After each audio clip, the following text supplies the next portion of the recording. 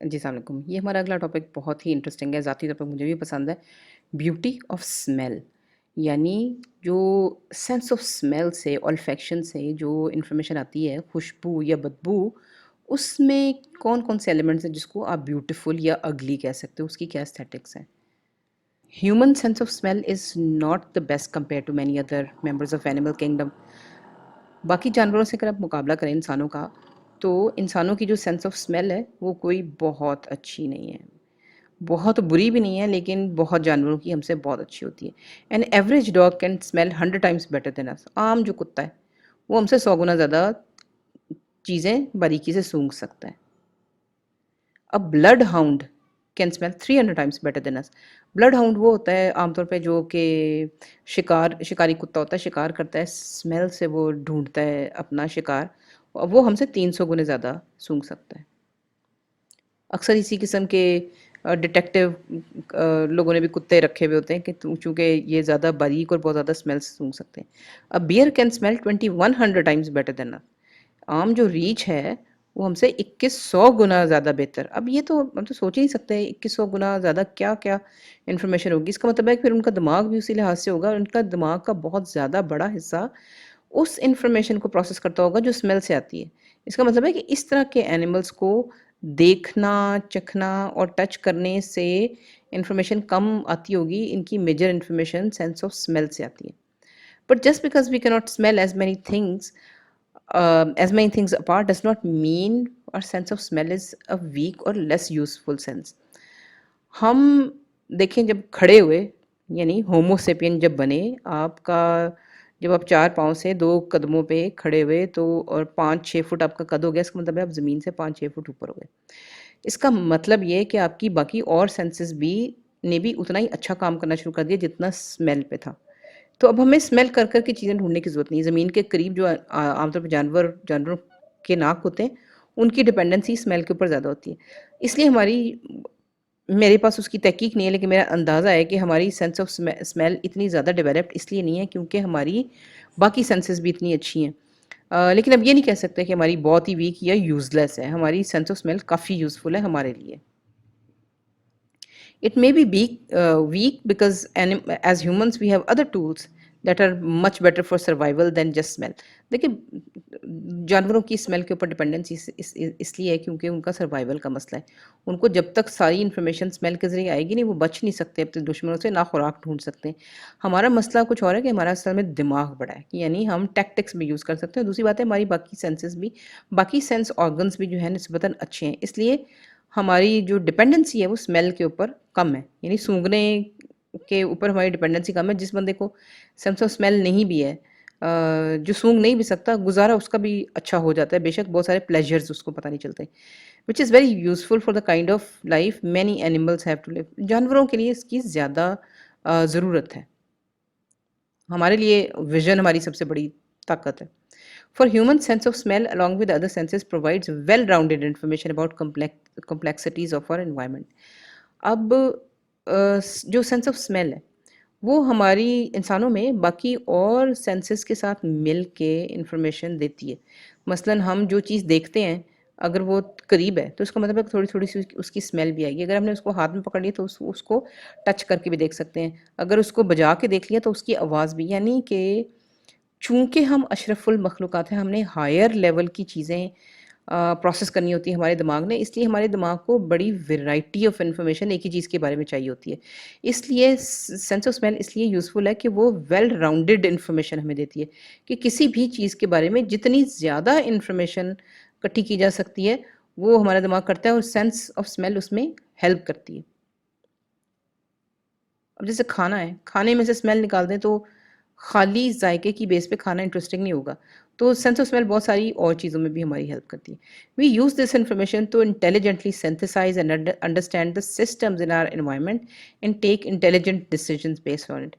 हम बाकी जानवरों से फ़र्क अपनी इंटेलिजेंस की वजह से, अपने डिसीजन मेकिंग की वजह से और इस वजह से कि हम सिर्फ़ अपनी इंस्टिंक्ट पे, जिबिल्लत पे नहीं चलते। हमें जो काम करना होता है उसकी हम प्लानिंग करते हैं, उसके बारे में सोचते हैं और फिर हमारे पास कुछ ऑप्शंस आ जाती हैं जिनमें से एक ऑप्शन हम अडॉप्ट कर लेते हैं। यानी हमारी थिंकिंग का प्रोसेस जो है वो जानवरों से बहुत लंबा है। इसीलिए हमें थिंकिंग के लिए जो बेस्ट सॉल्यूशन है वो निकालने के लिए हमें बहुत सारी इन्फॉर्मेशन चाहिए होगी इधर-उधर से। और जो स्मेल है वो समझिए कि हमारी जो हमारी कहना चाहिए कि इंटेलिजेंट किस्म की थिंकिंग है उसमें काफ़ी इन्फॉर्मेशन देती है, ख़ास तौर पे हमारे इर्द-गिर्द के एनवायरनमेंट के बारे में। जैसे अब अगर आपको स्मेल नहीं आ रही, आप कमरे में खड़े हैं कहीं, अब स्मेल से ही आपको पता चल जाता है आप बाथरूम में हैं या किचन में हैं। यानी आपके बाकी सेंसेस को काम नहीं करना पड़ता। स्मेल से आपको पता चल जाता है कि खुराक पुरानी है, नई है, खराब तो नहीं। These decisions are often not based on our instinctive impulse. And that is what makes human beings superior than animals who mostly take decisions that are ruled by instinct alone. Instinct क्या होती है? Instinctive या instinct जो होती है उसको कहते हैं जिबिल्लत, जो फितरत, फितरत नहीं जिबिल्लत। जिबिलत होती है जो कहते हैं ना, कुत्ता वही करेगा जो कि उसने सीखा हुआ है। यानी कुत्ते की जिबिलत चेंज करना, जब उसको टेम करते हैं तो उसकी जिबिलत चेंज करने की कोशिश आप करते हैं कि कुछ उसकी जो अ, काम करने के तरीके हैं उसको हम थोड़ा-सा बदलाव करके उसमें हम अपने लिए फ़ायदेमंद बना लें। लेकिन इंसान जो है हमारे अंदर हमारी जिबिलत बहुत मज़बूत होती है, यानी बहुत से फ़ैसले हम सोचे समझे बगैर जो करते हैं, वो जिबिली तौर पे करते हैं। लेकिन हमारा ज़्यादा डिपेंडेंसी जिबिलत पे नहीं होती, हमारी ज़्यादा डिपेंडेंसी जो होती है वो समझें कि डिसीजन मेकिंग पे होती है कि हमने फ़ैसला करना है, हमने चीज़ें फ़र्क-फ़र्क देखनी है और उसमें समझें कि अक्ल भी इस्तेमाल करते हैं और इंस्टिंक्ट भी इस्तेमाल करते हैं, दोनों इस्तेमाल करते हैं। इसीलिए स्मेल, अगेन मैं बार-बार कह रही हूँ कि स्मेल बहुत फ़ायदेमंद चीज़ है, लेकिन हमारे लिए डिपेंडेंसी नहीं है उसके ऊपर। अब ये गैस की स्मेल हमें आती है और बाय द वे गैस जो होती है, उसमें उसकी नेचुरल स्मेल नहीं होती, उसमें स्मेल डाली जाती है ताकि अगर कहीं लीकेज हो जाए तो हमें स्मेल से पता चल जाए। यानी अब ये सारी चीज़ के गैस में स्मेल डालना और फिर हमें स्मेल आए तो उसके बारे में कुछ करना, ये सारा डिसीजन मेकिंग है। ये जिबिली चीज़ें नहीं हैं। जैसे केमिकल्स या परफ्यूमरी हम करते हैं, वो सारी हमारी जिबिली चीज़ें नहीं, हम हमें पैदाइशी नहीं इन चीज़ों का पता। हमने अपने जो है प्रोसेसेस से, अक्ल से, तजर्बे से ये चीज़ें सीखी हैं। When we use sensual information to do tasks outside our instinctive impulse or survival needs, we end up observing these sensual information merely for what they are. ये थोड़ी सी कॉम्प्लेक्स बात है लेकिन ये बड़ी दुरुस्त बात है। इंसान होते हुए यानी अशरफुल मखलूक़ात होते हुए हम अक्ल से फ़ैसला करते हैं इंस्टिंक्टिव इम्पल्स पे, यानी जो जिबली तौर पे एकदम हमें आया कि बस ये कर दो, हम वो नहीं करते। हम सोचते हैं और हमारी सर्वाइवल का भी मसला नहीं। ये भी नहीं कि हमें कोई दुश्मन हमारा आ रहा है तो हमें स्मेल ही बताएगी कि दुश्मन आ रहा है और हमारे पास एक ही रिस्पॉन्स है कि भाग जाओ। तो हमारे जो डिसीज़न हैं, हमें ये बात पता है कि हम अपनी सेंसेस से, मिसाल के तौर पे सेंस ऑफ स्मेल से जो इन्फॉर्मेशन आएगी वो हमें दिल की एक तरह से तसल्ली होती है कि हमें पता है कि वो हमारे कंट्रोल में है कि वो इन्फॉर्मेशन जो आ रही है हमने इसका क्या करना है।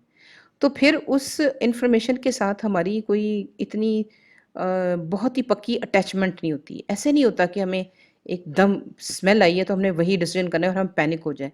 यानी स्मेल हमें कंट्रोल तो करती है लेकिन आप वो हमें ऑर्डर नहीं करती उस तरीके से जिस तरीके से जानवरों में करती है। तो हमें समझे कि फिर इस चीज़ की आदत पड़ जाती है कि हाँ, सुनाई दी एक आवाज़, भई शेर की आवाज़ सुनाई दी, लेकिन आपने फ़ौरन फ़ैसला कर लिया कितनी दूर है। और अगर तो बहुत करीब है तो फिर तो आप फ़ौरन इंस्टिंक्टिव तौर पे भागने की कोशिश करेंगे। अगर दूर है तो आप थोड़ा-सा 2-4 सेकंड में हिसाब लगाएँगे कि अच्छा मेरे पास ऑप्शंस क्या हैं। इसी तरह सेंस ऑफ स्मेल से जो कोई इन्फॉर्मेशन आई है कि आपको लगा कि बहुत ही कोई गंदी-सी चीज़ आपके पास है, तो आप एकदम उस पे फ़ैसला करने के बजाय 1-2 मिनट, 1-2 सेकंड लगा के सोचेंगे कि अच्छा किस तरह की है? किस तरह की स्मेल है, क्या करना चाहिए? यानी आपके पास फ़ैसले का एक लेयर होती है जिसके और उस फ़ैसले की लेयर जो हमारी एबिलिटी है उसकी वज़ह से इंस्टिंक्टिव चीज़ें हमसे अलग रहती हैं क्योंकि अक्ल ने उसमें काम करना होता है। अब जैसे हमें पता है कि मुँह से कभी स्मेल आ रही है हमारी तो हमने टूथपेस्ट इस्तेमाल करनी है। यानी अब इसमें कोई ज़बलत वाली कोई चीज़ नहीं है। अब हम रोज़ ही इस्तेमाल करते हैं टूथपेस्ट या माउथ वॉश, हमें ये बात पता है। तो लेकिन इससे हमारा कुछ जज़्बाती उस तरीके का लगाव नहीं है, कोई जिबल्ली मसला नहीं है, कोई इंस्टिंक्टिव चीज़ नहीं है। अक्ल की बात है, हमने अक्ल से ये चीज़ें बनाई, हमने अक्ल से सोचा तजर्बे से देखा कि कौन सी चीज़ है जो कि मुंह की बदबू दूर करती है। फिर हमने उसको बड़े तजर्बों के साथ उसमें से उस चीज़ का मिसाल के तौर पे मिंट में से उसका रस निकाला। फिर हमने सोचा कि अच्छा टूथपेस्ट बना दें क्योंकि साथ-साथ दाँत साफ़ होंगे और साथ-साथ ही वो स्मेल भी आपकी दूर कर देगी। यानी ये सारी डिसीज़न मेकिंग थी।